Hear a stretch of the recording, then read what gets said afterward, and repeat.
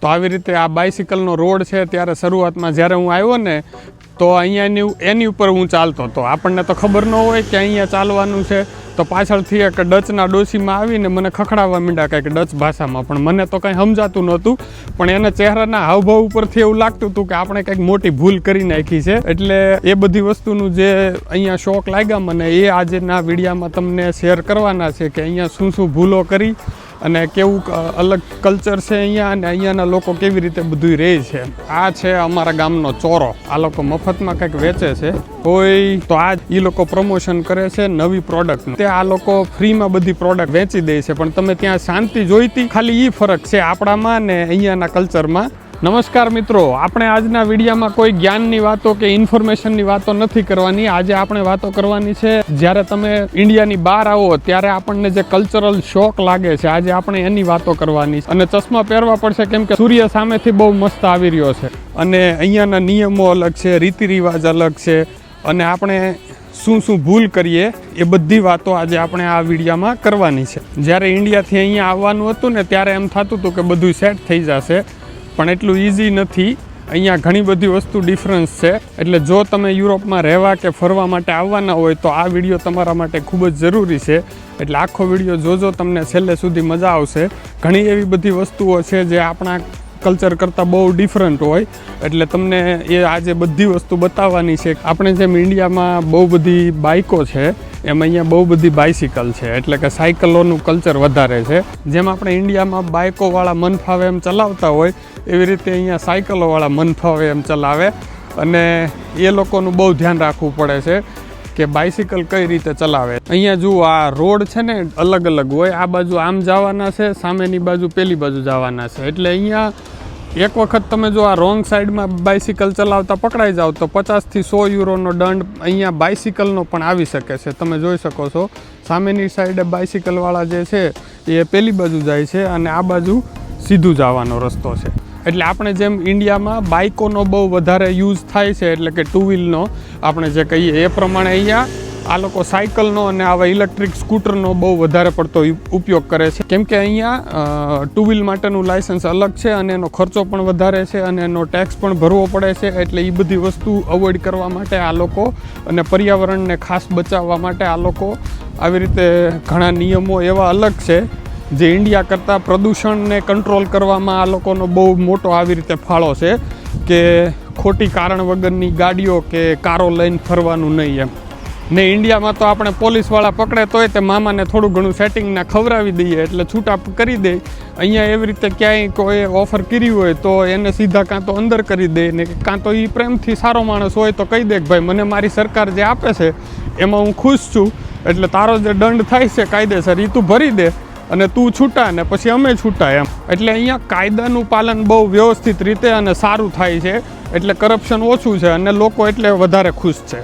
એટલે આપણે અહીંયા શાંતિથી શિસ્તમાં રહેવું પડે અને કાયદાઓનું પાલન કરવું પડે છે. એમાં કોઈ પણ જાતની બાંધછોડ ચાલતી નથી. એ બહુ મોટો એક ડિફરન્ટ છે કે આપણે ત્યાં કાયદા થોડા ઘણા બાંધછોડ કરી શકીએ, પણ અહીંયા એ બધું ના થાય એમ. પછી સૌથી મોટો બીજો ફાયદો, આ લોકો બધા લાઇનમાં ઊભા છે કેમ કે સામે છે ને એ જ્યાં સુધી આ લોકો મર્જ થાય છે, એટલે ઓલા લોકો જ્યાં સુધી જગ્યા ન આપે, એ મેઇન રોડ છે ત્યાં સુધી આ બધાય લોકોને ઊભું રહેવાનું. અને જુઓ, કેમેરો શાંતિથી તમારી સામો જ ચાલુ છે, એક હોર્ન સંભળાય છે નહીં. બસ આને જ કહેવાય સિવિક સેન્સ. સિવિક સેન્સ બીજે ક્યાંય લેવા ન જવું પડે. ખબર છે કે ઓલા લોકો રાહ જોઈને ઊભા છે આગળ, જ્યાં સુધી ત્યાં જગ્યા નહીં થાય ત્યાં સુધી આ લોકો શાંતિથી ઊભા રહેશે. બરાબર. હવે આવું છે બધું અહીંયા નેધરલેન્ડમાં. જો તમારે આવવું હોય તો અવાય ખરું અહીંયા. પછી બીજો કલ્ચરલ શોક એવો લાગ્યો કે આપણે ત્યાં ઇન્ડિયામાં તો ગમે તેની ઘેરે ચા પાણી પીવા જવું હોય, જમીને શાંતિથી સાંજે બેઠા હોય તો ફોન કરીએ દોસ્તારને કે હાલ હું આવું છું, તો કે આવતો રહે. અહીંયા એવું ન હોય. અહીંયા તમારો હગ્ગો ગમે એવો ભાઈબંધ હોય તો એને પણ તમારે અપોઇન્ટમેન્ટ લઈને મળવા જવું પડે. તમારે કોઈને શું કહેવાય ઘેરે મહેમાનગતિ કરવી હોય તો એ બહુ અલગ પ્રકારની સિસ્ટમ છે અહીંયા, કે 2 મહિના અગાઉ આ લોકો અપોઇન્ટમેન્ટ એના મમ્મી પપ્પા હારે લે કે 2 મહિના પછી હું તમને મળવા આવવાનો છું, કે આપણે ઓલા રવિવારે આ તારીખે અહીંયા મળવાના છીએ લંચ માટે, ડિનર માટે એમ. તો આ બધી બહુ ડિફરન્ટ વસ્તુ છે અહીંયા. એટલે અહીંયાના લોકોનો સમય બહુ કિંમતી છે, અને એ લોકો એની પ્રાઇવસીને બહુ વધારે પડતું મહત્ત્વ આપે છે. કે એ લોકો ગમે ત્યારે ગમે તે માટે અવેલેબલ ન હોય, એ વધારે પડતો સમય એના પરિવાર સાથે કે કામમાં એમાં સ્પેન્ડ કરે. એટલે એ વસ્તુ એક બહુ નવીન જોવા મળી અહીંયા પણ. શરૂઆતમાં એક વખત મેં એવી ભૂલ કરેલી. મારી જોડે એક મિત્ર કામ કરતો તો, બહુ સારી દોસ્તી થઈ ગઈ, 5-6 મહિનાથી અમે એકબીજાને ઓળખતા હતા. તો હું તો અચાનક એક વખત રવિવારે આપણે કેમ આવી રીતે શરૂઆતમાં તો બધું ફરતા હોય આજુબાજુમાં સિટીમાં, તો એનું ઘર મેં જોયેલું હતું. એક વખત ગાડીમાં ડ્રોપ કર્યો હતો, એટલે તો હું તો જઈને સીધો દરવાજે ઊભો રહ્યો ને મેં બેલ વગાડ્યો કે કાંઈ નહીં, આપણને ચા પાણી પાસે એમ. તો એણે વાતચીત કરી, બધું કર્યું, પણ ઘરમાં ન આવવા દીધો. આવવાનું આમંત્રણ જ ન આપ્યું. એમ રૂડ નહીં, રિસ્પેક્ટથી જ તે, પણ એણે કહી દીધું sorry, I have plan something like that. So પછી શું કરીએ આપણે એમ. એટલે પહેલી વખત આવી બધી વસ્તુ થાય તો અપમાનજનક લાગે, પણ પછી ધીમે ધીમે સમજાઈ ગયું કે નહીં, આ લોકોનું કલ્ચર જ એવું છે અને આપણે એને કંઈ એ માટે ગુનેગાર ના સાબિત કરી શકીએ એમ. એટલે જો આવી રીતે તમને દોસ્તો સાથે વાત કરવાનું ને ગપ્પા મારવાનું ને ગમે ત્યારે વીકેન્ડમાં મળવાનું ને ગમતું હોય તો અહીંયા આવીને થોડુંક અલગ ડિફરન્ટ ફીલ થશે અને થોડુંક તમને નવાઈ લાગશે આ બધી વસ્તુ જાણીને. એટલે અહીંયા થોડુંક એકલાપણું લાગે, એટલા માટે હું સોશિયલ મીડિયામાં આવ્યો કે તમારા જોડે બધા જોડે વીકેન્ડમાં વાત કરી શકું આવી રીતે. અને મને એવું લાગે કે હું તમારી સાથે ફેસ ટુ ફેસ અત્યારે વાત કરી રહ્યો છું. એટલે આ બધી ધીમે ધીમે દિલની વેદનાઓ તમને આવી રીતે કહેવાની છે કે શું પ્રોબ્લેમ છે અને કેવી રીતે જિંદગી જાય છે અને કેવી મજા છે. તો આ જર્નીમાં મારી સાથે જોડાઈ રહેજો, આગળ બહુ મજા આવવાની છે. પછી ત્રીજો આંચકો જે મને લાગ્યો એ ખાવા પીવાનો.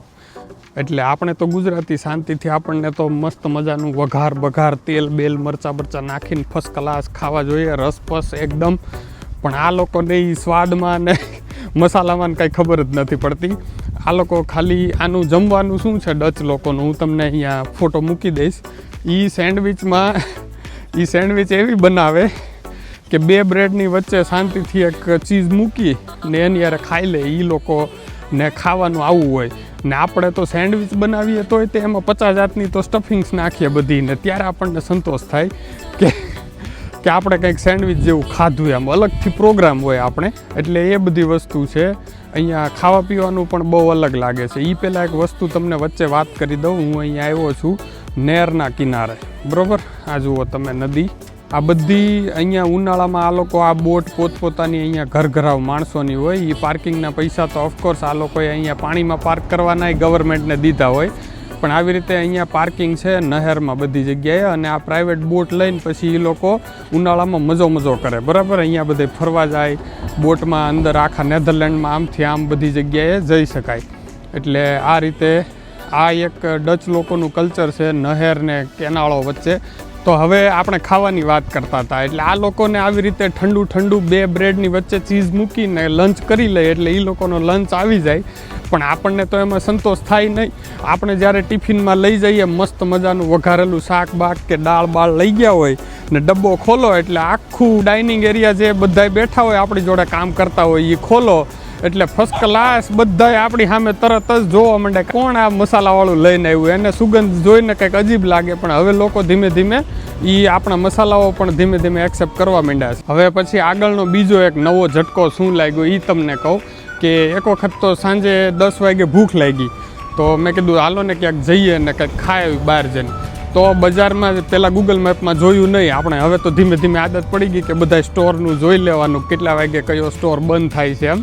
પણ ત્યારે તો હું અચાનક સીધો બહાર જઈ અને આજુબાજુમાં મેં કીધું સેન્ટરમાં આંટો મારીએ તો ત્યાં જઈને જોયું તો બધું બંધ, કાંઈ ખુલ્લું નહીં, એકદમ લોકો બધા શાંતિથી સૂઈ ગયા હતા 8-9 વાગે તો, બરાબર.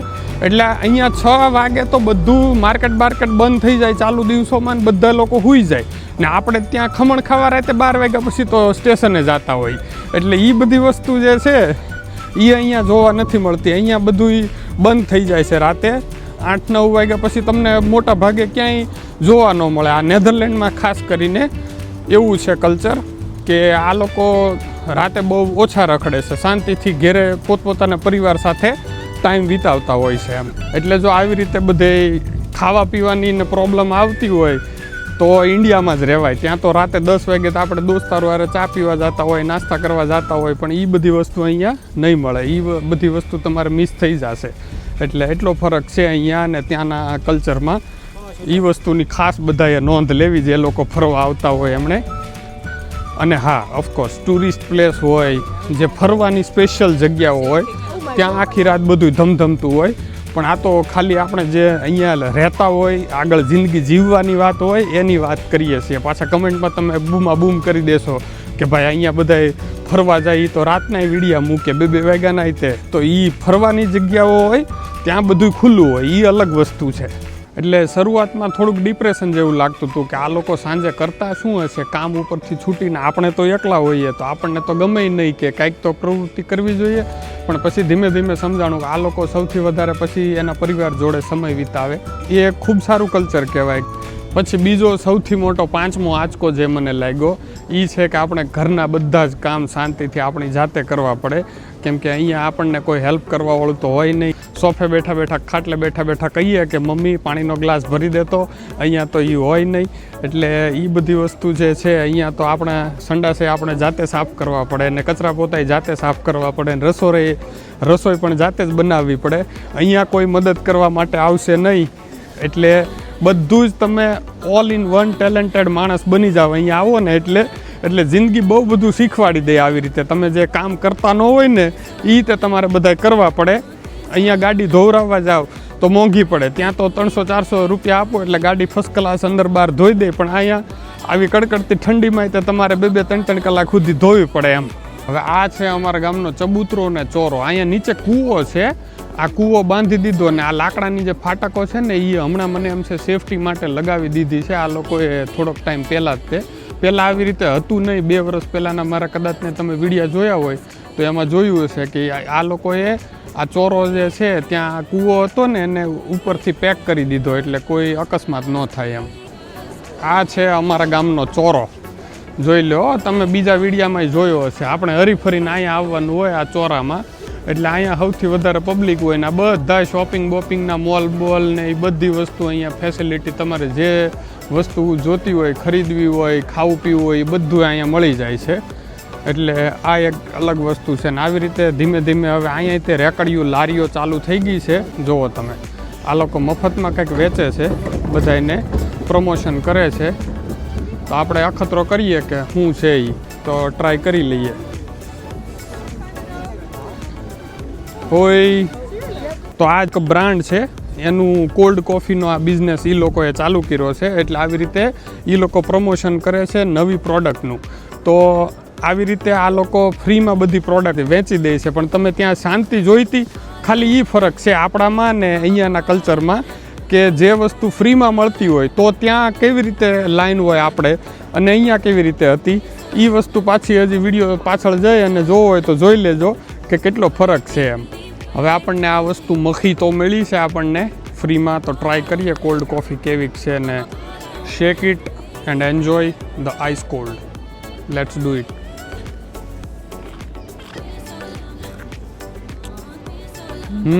મસ્ત છે. આપણે તો સુરતમાં કોલ્ડ કોકો પીતા હતા એની યાદ આવી ગઈ. કેમ કે હું કોલ્ડ કોફી બહુ ઓછી પ્રિફર કરું, પણ ક્યારેક ચાલે એમ. બહુ વધારે પડતું કેફીન સારું નહીં, પછી રાતે ઊંઘ આવે ન આવે, ખોટા વિચારો આવે ને મગજ ભીમા કરે, એ બધું કરવું ન જોઈએ. એટલે લિમિટમાં ચા કોફી પીવી જોઈએ. ચાનું તો ગમે ત્યારે કોઈ પૂછે તો આપણે ક્યારેય ના નથી પાડતા, પણ આ કોફીમાં બધું મજા ન આવે, કડવું લાગે. પણ હવે અહીંયા યુરોપમાં આવ્યા તો આ બધો કલ્ચરલ શોખનો એક ભાગ છે કે આ કલ્ચરે અપનાવવું પડે. અહીંયા તો ચા ગમે ત્યારે આપણે બનાવી ન શકીએ, ઘેરે હોય ત્યારે બનાવીને સવારમાં એક વખત પીને જવાનું ને સાંજે આવી જવાનું. તો પાછું સાંજે બહુ વધારે પડતી પી લઈએ તો ઊંઘ ન આવે. એટલે આવી બધી પ્રોબ્લેમો છે અહીંયા યુરોપમાં, પણ આવે છે મજા. બીજો અગત્યનો શોખ જે લાગ્યો હોય કે અહીંયા આપણીવાળા લોકો ઓછા છે યુરોપમાં, એટલે મને કોન્ફિડન્સ આવ્યો. અને જે વસ્તુ મેં વર્ષો પહેલાં બંધ કરી દીધી હતી, મારા 6-7 વર્ષ પહેલાંના વિડીયો છે, તમે યુટ્યુબમાં ને જોઈ શકશો કે હું દુબઈમાં હતો ત્યારે આ વસ્તુ મારે ચાલુ કરવાની હતી, તમારા માટે વિડીયો બનાવવાના હતા. તો હવે જાગ્યા ત્યાંથી સવાર આપણને અંદરથી થયું કે નહીં, હવે વિડીયો બનાવી જ નાખવાના છે, ઊભું નથી રહેવાનું ને આ બધી વસ્તુ તમને બતાવવાની છે. જે મિત્રો કદાચને અહીંયા ટ્રાવેલ કરી ન શકતા હોય અથવા તો આગળ ભવિષ્યમાં એ લોકોને આવવું હોય અને જોવું હોય તો પણ એમને ઇઝી ગાઈડ બની જાય, એ રીતે તમારો ભાઈ યુરોપમાં બેઠો તમને બધી વસ્તુ બતાવશે. એટલે મારા જો વિડીયો તમને ગમતા હોય તો તો મારી ચેનલને સબસ્ક્રાઈબ કરી, લાઇક કરી અને આ વિડીયો તમારા 1-2 મિત્રોને શેર કરજો. ખૂબ ખૂબ આભાર. પછી બીજો કલ્ચરલ શોક આપણને એ લાગે કે આ લોકો સવારે 10 વાગે 12 વાગે ત્યાં હાથમાં ગ્લાસ લઈને બેસી જાય, બરાબર. એટલે આપણને એમ થાય ભાઈ સવારમાં તો કેમ પીવું. અને બીજી વસ્તુ કે આલ્કોહોલનું નામ પડે એટલે આપણા ગુજરાતમાં તો એમ જ થાય કે ઓલા જે મજદૂર લોકો બિચારા કામના થકાનમાં કે જિંદગીથી થાકી ગયેલા લોકો, જે લોકો પીને બિચારા નદી નાળામાં કે ખેતરના કાંઠે પડ્યા હોય, એટલે આપણે ગુજરાતમાં તો એ જ સીધું પિક્ચર આવી જાય કે કોઈ પણ વ્યક્તિ આલ્કોહોલ ડ્રિંક કરતો હોય એટલે એ માણસ એટલો ખરાબ હોય. કારણ કે આપણે એ વસ્તુ જ એટલી ખરાબ મળે છે ને એની ઇમ્પ્રેશન એવી ખરાબ થઈ છે કે કોઈ પણ વ્યક્તિ દારૂ પીતો હોય એટલે એમ જ થાય કે આ તો બરબાદ જ છે સીધો. અને થાય છે ને, કારણ કે ત્યાં એનું કોઈ લિમિટ નથી, કોઈ ફિલ્ટર નથી, કોઈ રેગ્યુલેશન નથી, ગવર્મેન્ટના નિયમોને વિરુદ્ધ એ વસ્તુ મળે છે. જે વસ્તુ લઠ્ઠા કાંડ થાય છે બધાય, એ ઝેર છે અને એ વસ્તુ ડાયરેક્ટ તમારા મગજને, બોડીને, બધી વસ્તુને અસર કરવાની જ છે. એટલે એ વસ્તુ આપણને એક કલ્ચરલ શોક લાગે કે આ લોકો સવારમાં ત્યાં અહીંયા 10-11 વાગે બેઠા પીવા માંડે, પણ એ લોકોને બધી ખબર છે કે શું પીવું, કેટલું પીવું, કેટલી લિમિટમાં પીવું ને ક્યારે પીવું ને ક્યાં પીવું. તો આપણને જે ગુજરાતમાં જે લોકો ભૂલ કરે છે ને આપણને જે લોકો નદી કાંઠે અને પીને પડેલા દેખાતા હોય, તમે દીવ કે દમણ ફરવા ગયા છો ત્યાંય જોયું હશે ને તમે કે પીવે છે લોકો પણ ભાન નથી કે કેટલું પીવાય ને કેમ પીવાય. એટલે આપણે પિક્ચર ઈ જ છે મગજમાં, આપણને ફોટો ઈ જ દેખાય કે દારૂ પીતો હોય એટલે એ બસ એવો જ હોય એમ કે એ છેલ્લે જઈને ત્યાં નરકમાં જ સડવાનો છે એમ. પણ એવું નથી. આ લોકો રિસ્પેક્ટથી અને શાંતિથી બધું એનું કલ્ચર છે. એ લોકો શાંતિથી વર્ષો સુધી જીવે છે. અને આ છોકરીઓ આડી આવી ગયા એમાં કાંઈ હેલ ન હોય, મને ભૂલાઈ ગયું કે હું બોલતો હતો એમ. તો એ લોકો શાંતિથી પીવે છે અને એ લોકોને કાંઈ પ્રોબ્લેમ નથી, કેમ કે એ લોકો રિસ્પેક્ટથી સિવિક સેન્સ જાળવીને, જેને કહેવાય કે બીજા લોકોને પ્રોબ્લેમ ન થાય, પોતાની જિંદગીને પ્રોબ્લેમ ન થાય, એ પ્રમાણે એ લોકો શાંતિથી પીવે છે. તો એ પણ એક સૌથી મોટો આપણા માટે કલ્ચરલ શોક છે.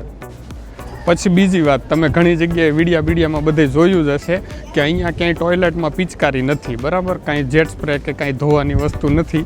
એટલે આપણને થોડુંક અજીબ લાગે કે અહીંયા છે ને આપણે પેપર લઈને જ જવું પડે. એટલે શરૂઆતમાં આપણે જુગાડ જ કરવો પડે, કાં તો બોટલ લઈને જવી પડે, કાં તો અહીંયા પેલા ગાર્ડનના જે જગ આવે છે એ ટાઈપના રાખે લોકો, અથવા તો પછી તમારું મારી જેમ વ્યવસ્થિત પોતાનું ઠેકાણું હોય તો તમે લોકો જેટ સ્પ્રે અલગથી ઇન્સ્ટોલ મકાન માલિકની પરમિશન લઈને કરાવવો પડે છે.